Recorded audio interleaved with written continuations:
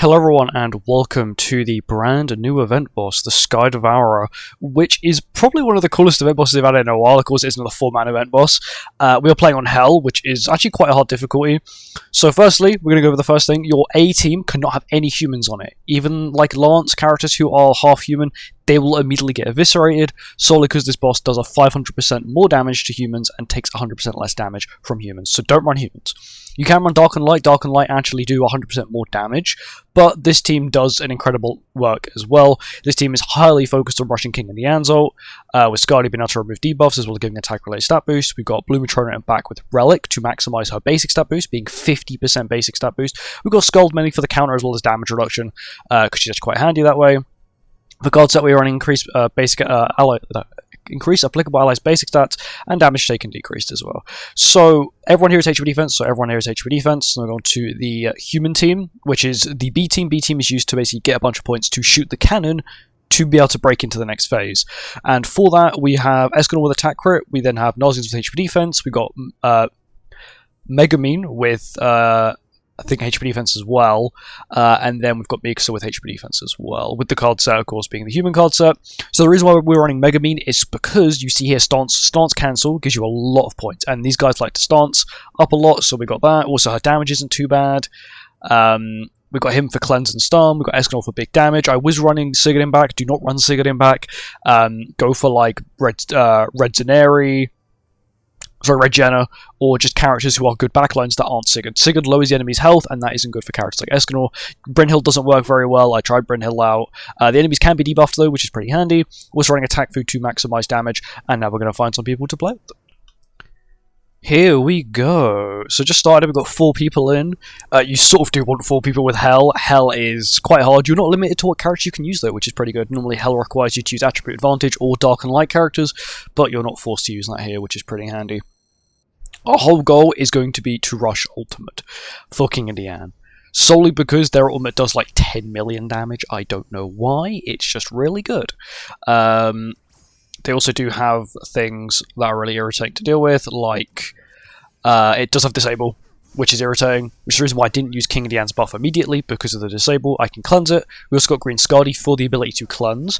If you have Green Skadi, you can use Blue or Red. Red would probably be the better one, because it does also lower stats as well. Got the Gold rank up, which is nice. And kind of bad damage, but that's fine. Yeah, but don't run humans, because my Lance got one shot. My Lance just straight up got one shot by it, because I thought, oh well, in the live stream they definitely did hell, didn't they? No, they did hard. So if you watch the live stream and you watch them play it, they did the lowest difficulty, which is what a lot of people are doing. Not many people are actually doing the hardest difficulty. I don't blame them. Like, this difficulty is a little bit of a pain. Not the biggest pain in the world, but it's definitely not the easiest. So we'll get King of the Anzalt here right now, which is pretty good.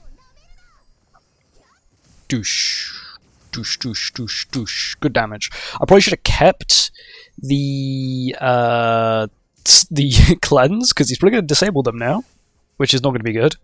Does he? No, okay, he's got frontal attack. They do patience it, which is really handy. We do a lot of damage there as well. Also, you remove these buffs after, like, so when we defeat the first phase, it'll remove 1 buff, then so on and so forth, which is the reason I'm probably just going to stick with my ultimates at the moment. Damage taken from all moves. Okay, so he takes more damage from ultimates at the moment, so we'll just do that. Then we'll rush Skull's ult, and we'll play this as well for the crit damage boost. There's 2 million damage, which isn't bad. On the second phase, so I'm going to try and, of course, now we're going on to the second team because we hit the first bar. You'll see there'll be an animation here. But I'm then going to rush King of the Anzalt again, as quick as possible, so we can then do another lot of damage, and then another lot of damage. This whole team, once again, like I said, is fully based on rushing King of the Anzalt ultimate. He's buffed up now, he's got the 1 damage marker, which is completely fine. It's not a problem for my team, really. Counter does not remove it, so if you do set up a counter here, the counter will not remove the 1 damage, which is completely fine. It's not really too big of a problem. Someone's already dead, which is not good. That did happen to me in my other run as well, where my teammate immediately got nuked. Do something like this, and then we'll do something like that, so that'll give me 2 ult gauge for her. So the reason why I'm immediately cleansing is so we can get a stun skill for next turn, because one of them will immediately stance up next turn, which is fine. Not bad. Not the best damage, but she's mainly here for the basic stat boost for Escanor. Oh no, they didn't die. They just went on to this phase. It's odd. It's odd how they display it here. That's fine. That's also fine. I'm gonna not. I can't use Megumin's ult because of course it does. It's not the best, and it will just completely screw her over. We'll do this.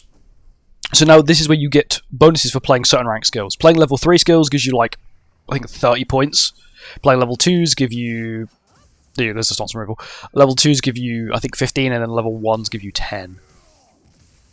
Good damage from Escanor, so now we also get the Escanor one as well. There you go, there's 30 points for doing 1 million. There we go. Our team's already done a lot of damage to the bar. Which is why you want to bring stance removal characters. Pretty sure you can use like Petrify, Freeze, and Stun to remove them, so you don't have to just bring stance removal. We know Stun works because that's the team I'm using. Also, if you attack someone who has a stance up, you get Corrosion, which isn't the best, but it's okay, I guess. It's not the worst. So we'll cleanse up here, remove the stance again, which should hopefully take us over. If our team's done enough damage, this should take us over. So this should maybe give us the ultimate. Do we get additional gauge? Okay, no, we don't. We run that out. Okay. There we go. Now we're back onto the boss. Here's the cannon. There we go. And we're back in. Okay. I can immediately get King of Dian's ult again, which is what I want. Which is what I am going to do. It goes for the... Okay, that didn't do much damage. If it crits, that can do a lot. Even to my Skuld, who is, like, really, really wailed. So what we can do is we'll just move, play, and then play, just so I get the ultimate. And once again, we're also removing the damage, the damage thing there. And what we'll do next turn is we'll cleanse up. Then if we get disabled, I'm pretty sure we can just cleanse that as well. So not many people have done much damage here. That's the ignite spam. Okay, Skull's taking a little bit. Okay, Skull's taking a lot of damage. Okay, we have to delay the ultimate for a turn because we've just had that happen to us, which is not good. Okay, so this will cleanse 3. Yeah, and then we'll do 4, 5. So that's all the debuffs gone off King of Dian, and then we ult with King of Dian. This will also then give us a crit damage boost as well. This will probably get Patience, which is fine. Because we still remove the debuff, because the debuff is attached to the passive. And then... 12 million damage. Oh yeah, someone else has a similar strat to mine. Where basically you just keep the ult to here and you do a ton of damage. And then we're immediately now on to the next phase as well. This team is pretty good. Well, King of Dian's ult is pretty good. Bear in mind, my King of Dian is 1/6. They're also HP defense as well. They do have all out. They do have all weapons. But, once again, they're HP defense. So you can run attack crit.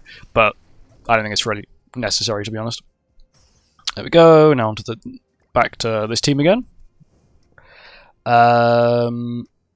I will go for AoE, then do this, then chuck this as well. And then next turn, we should hopefully get... We've got Megumin's ult. We're not going to use it, though, because it's just going to screw me over. We'll do that. And now, because they've actually given themselves that buff, they've actually given themselves additional health, and Escanor now does more damage. Megumin should do some half-decent damage there. Not bad. She's mainly here for the basic stab boost. We've got Megumin's ult now as well, which we're not going to use. They do have a cleanse, which is completely fine. What is that? Oh, it doesn't really do much damage. No stances? Stance, that's what we wanted. Stance is the best because we can just remove them and get a ton of points. So we'll also do this as well. We'll also get Escanor's ult. We'll get Nausean's ult as well because we can actually cleanse that. And then we'll go for the kill on the left one. Except what that will do is then give us a ton of points. There we go, there's stance removal. That's 150 and 1 million damage. That's another 30.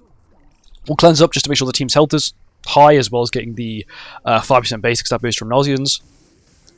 This lands the kill, so that's the kill. And now that should give us some more points, I think. Should get some more points to land the incapacitation. Or not, apparently.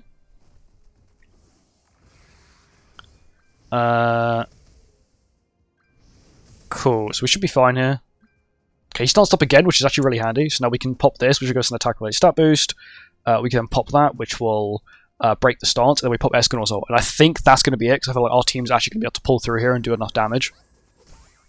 There we go, it's 1.7 million damage. And Escanor, 2 million damage. Which I think my team is now going to bring over the line. Are we over the line? Yeah, there we go. Yeah, this seems pretty good. Stance removal. If you don't have Megumin, if you have... I forgot her name now. From Tower of God, Yuri. If you have Yuri because she has level 1 stance removal, or just any Human that has level 1 stance removal will actually be really handy there. Preferably if they can also do damage as well, it's quite nice. But with Yoda, you also got buff removal as well with her level 2, so that may actually be pretty handy to use. And then it's dead. I don't know what it died to, it died to something. We probably didn't get first there because I think someone killed it. We weren't able to get second ult off because apparently they were really quick. I must have been like the last one to play skills. But yeah, this boss is pretty fun. It's not hard. It's hard if you don't understand the gimmick, you don't understand how to play it, but if eventually when you understand how to play, it's not bad. Just make sure you're using the right team, and if you cannot do hell, do not try to attempt hell. I have carried people, but it's not a pleasant experience for both sides. I'd recommend playing on hard or even extreme, or it's a little bit easier. My guess is we probably got second. Oh, we got first! Yeah, we got first. Okay, we did 48% of the whole thing, because depending on where you place here, depends on how much of a boost you get for points. But yeah, overall, it's actually quite a fun boss, and I highly recommend playing it, and I hope they add more stuff like this in the future. Anyway, thank you for watching, and I'll see you guys in the next one. Goodbye.